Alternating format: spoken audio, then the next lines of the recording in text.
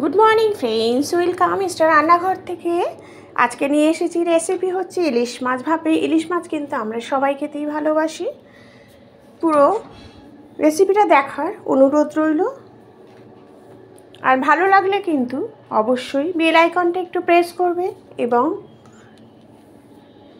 Like comment করবেন। প্রথমে আমি ইলিশ মাছ নিয়েছি। ইলিশ মাছটাকে নুন হলুদ মাখিয়ে, এটা হচ্ছে সর্ষের গুঁড়ো, যেই গুঁড়ো কিনতে পাওয়া যায় সেই সর্ষের গুঁড়ো নিয়েছি। সেই সর্ষের গুঁড়োর মধ্যে একটুখানি নুন হলুদ আর কাঁচা লঙ্কা দিয়ে জল দিয়ে আমি ভিজিয়ে রেখেছি। যেভাবে আমি করব সেভাবে কিন্তু খুব ইনস্ট্যান্ট রান্নাবান্না হয় আমার এই চ্যানেলে। যেভাবে আমি করছি একবার করে দেখবেন, দারুণ স্বাদেরও হয়। খালি কড়াইতে কিন্তু আমি মাছগুলো দিয়ে দিলাম।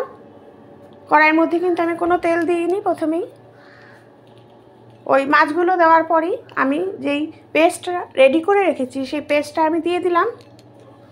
সর্ষের গুঁড়োর যে পেস্টটা দেওয়ার পরে অল্প করে আমি তেল দেব, কারণ এখন আমি খুবই অল্প করে তেল দেব, কারণ মাছগুলোকে একটু নরম হতে হবে।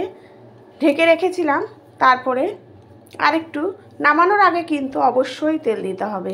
দেখুন আমি আরেকবার তেল দিচ্ছি, আর একটু স্লাইড চিনিও দিতে হবে। তারপরে এটা কিন্তু এখনও অবধি হয়নি, আবার ঢেকে রাখতে হবে উল্টে পাল্টে দিয়ে, যতক্ষণ না তেলটা বেরোচ্ছে চারপাশ দিয়ে আর সর্ষেটা বেশ সুন্দর একটা আঠা আঠা হয়ে আসছে, ততক্ষণ কিন্তু এটা গ্যাসে বসিয়ে রাখতে হবে। চটপটা নামালে কিন্তু এটা হবে না। তারপরে কিছুক্ষণ পর দেখুন কত সুন্দর একটা টেক্সচার এসছে, দেখলেই কিন্তু একটা লোভনীয় জিনিস।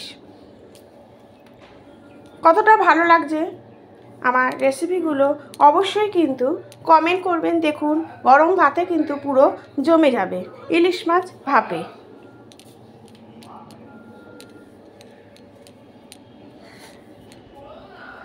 Thank you.